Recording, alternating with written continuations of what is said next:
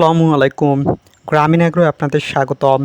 আমরা দৈনন্দিন আমাদের কাজগুলো আপনাদের সামনে আজকে আমরা তুলে ধরছি।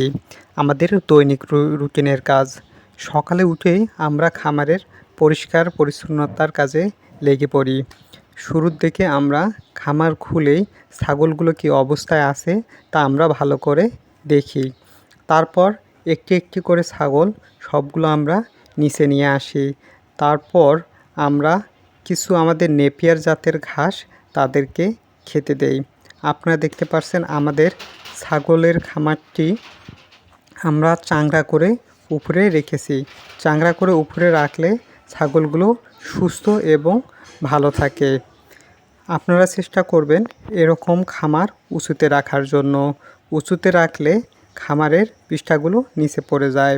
সকালে আমরা আমাদের ছাগলগুলোকে আমাদের মাঠে নিয়ে এসে নেপিয়ার ঘাস বেঁধে দেই এবং আপনারা দেখতে পাচ্ছেন আমাদের ছাগলগুলো খুব সুন্দরভাবে নেপিয়ার ঘাস খাচ্ছে।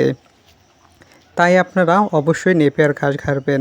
নেপিয়ার ঘাস রোপণ করলে দেখা যায় আপনাদের খাবার খরচ 80% কমে যাবে। আমরা দানাদার খাবার 20% দিয়ে থাকি বিকালের দিকে। তারপর আমরা নেমে পড়ি খামার পরিষ্কারের কাজে।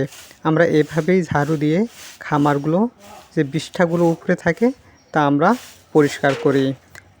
খামার পরিষ্কার পরিচ্ছন্নতা রাখলে ছাগল এবং সুস্থ এবং ভালো থাকে। তাই আপনারা চেষ্টা করবেন নিয়মিত খামার পরিষ্কার রাখতে।